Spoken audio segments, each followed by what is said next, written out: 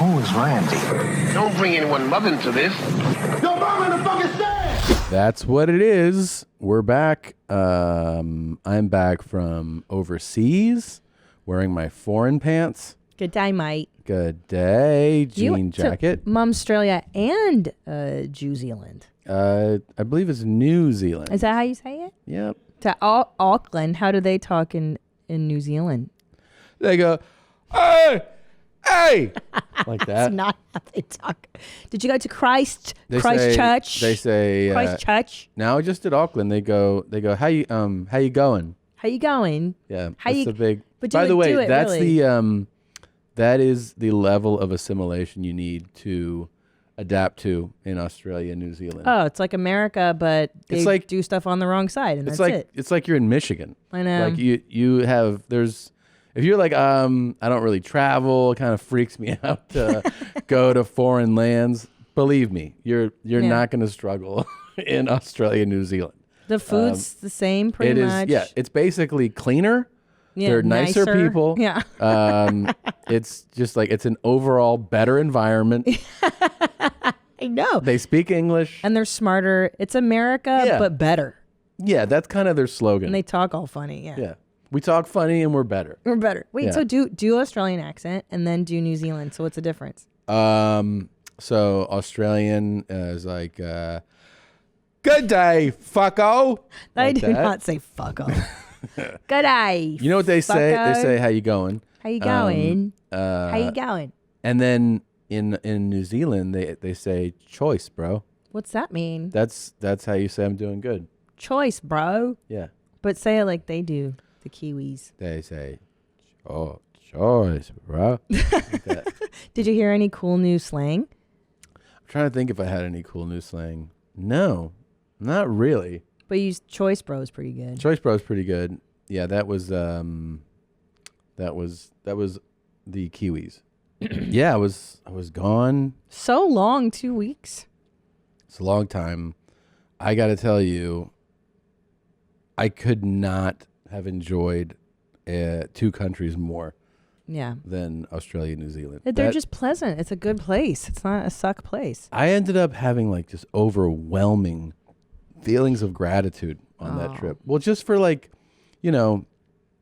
being in the position to be able to fly across the world and do shows and like have all these people come out and they're so enthusiastic, and I had the best time. The Aussies are they're down for a good time. They always They have are, a great sense of humor. All that Generally stuff you hear, by great the way, attitudes. Everyone's always like, I always hear they're so nice. They are. Better than America, definitely. Yeah, they're super friendly. Yeah. And yeah, I did. How was the food? What did you eat? Anything exciting? I had these crazy dishes: steak, salmon, eggs. Salmon. Thank you, me. I did go to this insane.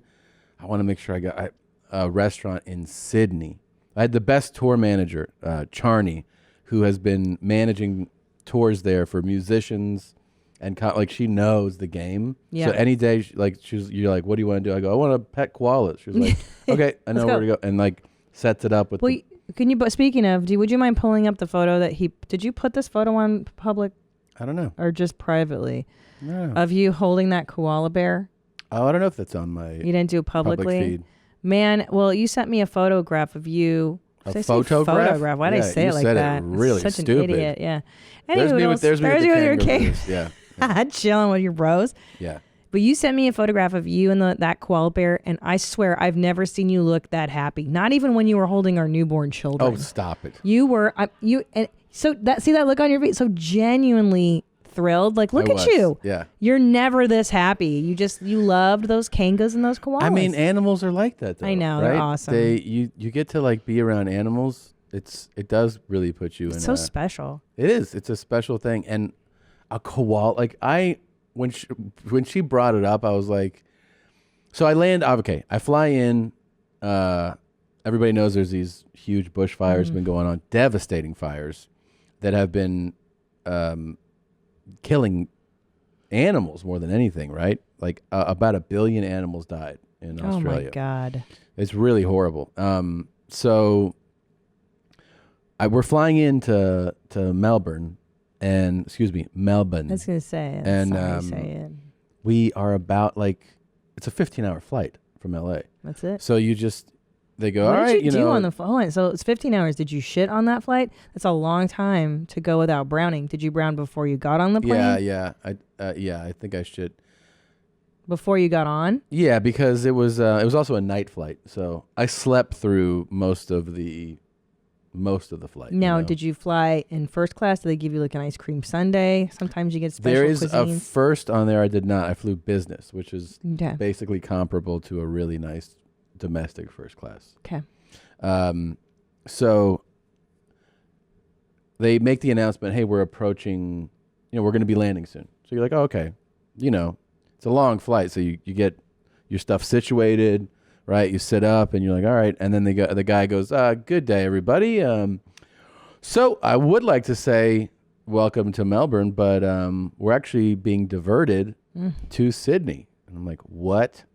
And you look out the window and you just see so much smoke. And he's like, there's too much smoke to land in Melbourne. And I'm like, oh, fuck. So we're landing in Sydney. I'm like, what's going to happen now? We land. We pull up to a gate. And they're like, we're just going to refuel and we'll be off to Melbourne. You're like, I thought there was too much smoke for Melbourne. And they're like, well, there was, but now we're going to go. That doesn't make sense. It's only it was a 30-minute delay. And then we flew to Melbourne. I'm like, this doesn't feel right. And then we land in Melbourne. We get in the van, go into the hotel. It's summer, obviously, in the Southern Hemisphere. So it's like 90 degrees. And I'm like, okay, there's a smoke warning today about being outdoors. You should probably stay indoors. You're like, all right. We kind of, try to get our heads wrapped around everything. That night, 8 hours later, it rains. Thank God. And the next morning it's 60. It dropped 30 degrees. Jeez. Clear skies. Just like. Is that common for the summertime in there? I don't remember doing that in the 90s when I was there. I don't know. But we're in Melbourne, which, by the way, is like coffee heaven. I love Melbourne. I'm always drinking ice drinks here. But there, like when the coffee is primo, I drink proper, like hot coffee. You know what I mean? Because every drink is like an orgasm. Every coffee is. You remember that company that I loved years ago? And we had it sent to the house, and guess it was so good. I got a couple bags on the way. Good job, dudes. Yeah. So the coffee there is unbelievable. And I actually remember, this is how good the coffee was. I remembered the name of the brand of the coffee that I drank 9 years ago. I don't remember. Like immediately. What was it? 7 Seeds. Yeah, 7. That's right. So I when I got there, I was like, is there still 7 Seeds? And they were like, yeah. And I go, can we go get bags of it right now? So I went and bought bags and had it shipped immediately. So good. Yeah. I remember that. I remember that. It's like Here's oily and good. Yes, it's like a buttery richness to it. And it is the best coffee I've had. And the thing is, I think a lot of people who aren't familiar with Melbourne or with Australia don't necessarily know the coffee culture. You think, like for me, I always thought of coffee as like, Turkish, Italian, Spanish, like those are coffee places. Italians, yes. Yeah. Yes. Europeans. The Guineas, the Spics, the Turks, and then. Right. But it's because of the koala turds. Did you know that? They eat the eucalyptus and then they shit, and then that's what the coffee beans are grown in.